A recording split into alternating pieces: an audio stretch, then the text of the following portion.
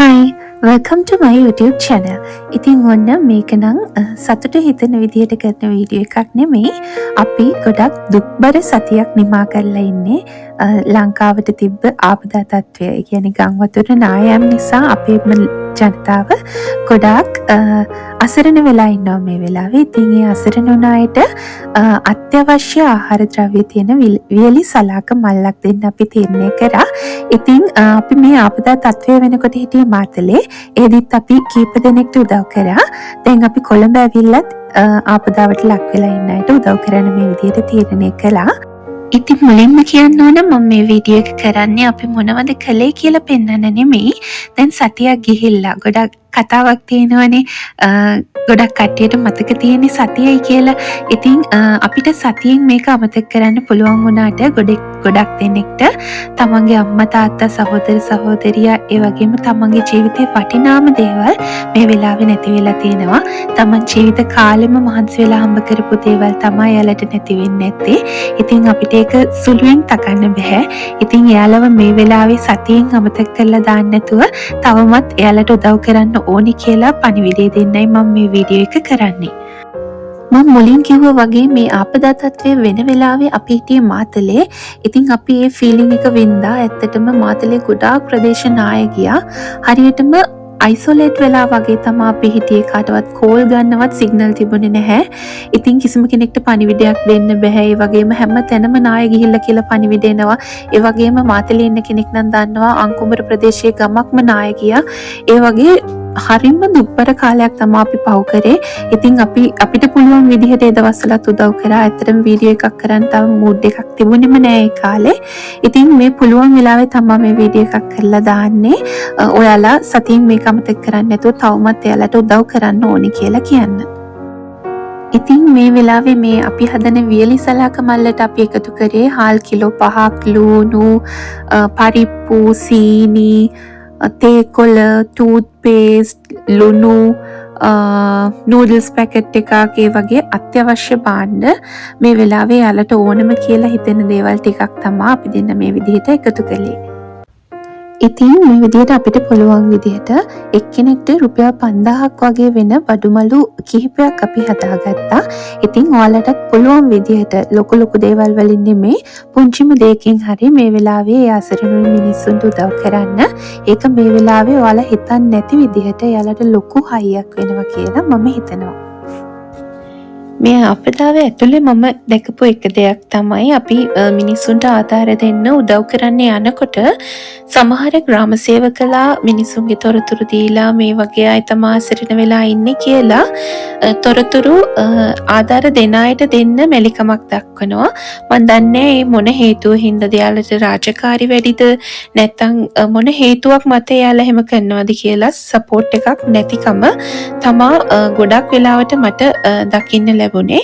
මං යාළගෙමුත් ඉල්ලනවා ඇත්තටම ඔයාලගේ වසමේ ඒ වගේ ආපදාවට ලක් වෙච්ච කට්ටිය ඉන්නවා නම් ආධාර ලබන්න සුදුසු කට්ටිය ඉන්නවා නම් කවුරු හරි රික්වෙස්ට් කරොත් ඒක නොසලකා හරින්න නැතුව එයාලට විස්තර ලබා දෙන්න. ඇත්තටම මේ කිහිප තැනකින්ම අපිට එහෙම වුණා. මුලින් ඉඳන්ම අපි උදව් කරද්දී ඒක ඇත්තටම ලොකු ෆෝල්ට් එකක් කියලා මම දකිනවා. ඉතින් මේ වගේ ආපදාවක් වෙලා තියෙන වෙලාවක තමයි අපිට බලා ගන්න පුළුවන් අපේ මිනිස්සු කොච්චර එකමුතුද කියලා. ඉතින් අනිත් රටවල් එක්ක සාපේක්ෂව සසඳලා බලනකොට ලංකාවේ මිනිස්සු ඇත්තටම හරිම එකමුතුයි. ඒ වගේම සෝෂල් මීඩියා ඉන්ෆ්ලුවෙන්සර්ස්ලා මේ වෙලාවේ ගොඩාක් දුරට එකතු වුණා. එයාලා හුදෙක් වීඩියෝස් දාන පිරිසක්ම නෙමෙයි. එයාලට කොච්චර ලොකු පවර් එකක් තියෙනවද කියලා එයාලා මේ වෙලාවේ ඔප්පු කරා. ඉතින් දැන් අපි බඩු ටික ඔක්කොම අරගෙන ඉවරයි. මේ වෙලාවේ මෙතන හිටපු කැෂියර් එකේ ගර්ල් ඇතට මේවා වෙන්වෙන්ව පැක් කරලා දෙන්නත් අපිට උදව් කරා. එයාටත් ගොඩාක් පිං. ඉතින් අපිට මේ වෙලාවේ මෙතන පවුල් කිහිපයකටම බඩු ගන්න පුළුවන් වුණා වියලි සලාක. ඉතින් මේ වැඩේට අපිට ඩුබායි වල ඉන්න අපේ යාළුවෙකුත් උදව් කරා. එයාටත් මේ වෙලාවේ ගොඩාක් පිං කියලා මතක් කරනවා. ඉතින් මිනිස්සු අසරණ වෙච්ච වෙලාවටනේ මිනිස්සු එකතු වෙන්න ඕනේ.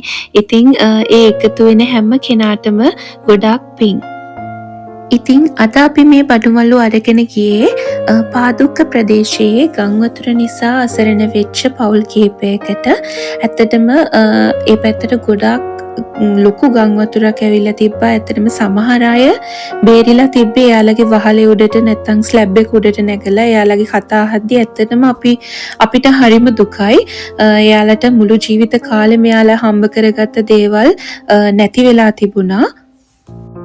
ඉතින් ඔයාලටත් පුළුවන් මේ වීඩියෝ එක බලලා පුංචිම හරි මොටිවේෂන් එකක් ඔයාලටත් ආවනම් ඔයාලා දන්න අසරණ වෙච්ච පවුලක් ඉන්නවනම් එහෙම නැත්නම් ඔයාලට තනියම උදව් කරන්න බැරි නම් සහනාධාර දෙන තැනකට හරි ඔයා පුංචිම දෙයකින් හරි උදව්වක් කරන්න.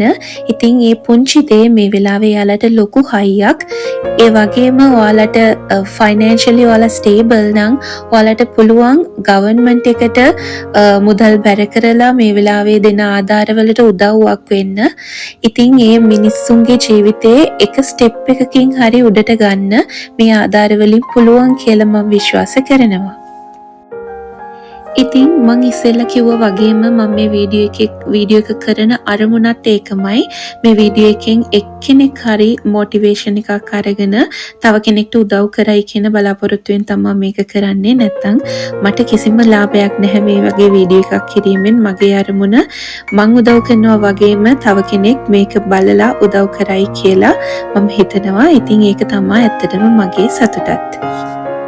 ඉතින් අපි හැමදාම ජීවත් වෙන්න ආපු මිනිස්සු නෙමෙයි. අපි පුංචිම කාලෙකට තමයි මේ ජීවිතේ ලැබලා තියෙන්නේ. ඒ ජීවත් වෙලා ඉන්න කාලේ ඔයාලට පුළුවන් විදිහට යම්කිසි දෙයක් හැමෝටම දෙන්න උත්සාහ කරන්න. ඔයාලා දුන්නොත් තමයි ආයේ ආපස්සට ඔයාලට දෙයක් ලැබෙන්නේ. ඉතින් මේ වගේ කරදරයක් වෙලා තියෙන වෙලාවක ඔයාලත් තව කෙනෙක්ට උදව් කරන්න හැම වෙලේම උත්සාහ කරන්න කියලා මම ආදරෙන් ඔයාලකින් ඉල්ලනවා. ඉතින් අන්තිමේටම මට ඔයාලට කියන්න තියෙන්නේ අපි මිනිස්සු විදිහට අසරණුණු අපේම මිනිස්සුන්ගේ ජීවිතය තිබ්බටත් වඩා හොඳ තත්වයකට ගේන්න අපි ඔක්කොටම එකතු වෙලා මේ වැඩේ කරන්න පුළුවන්. ඉතින් එයාලට වචනකින් හරි මේ වෙලාවේ හයියක් වෙන්න ඔයාලට පුළුවන් විදිහට එයාලට උදව් කරන්න කියලා.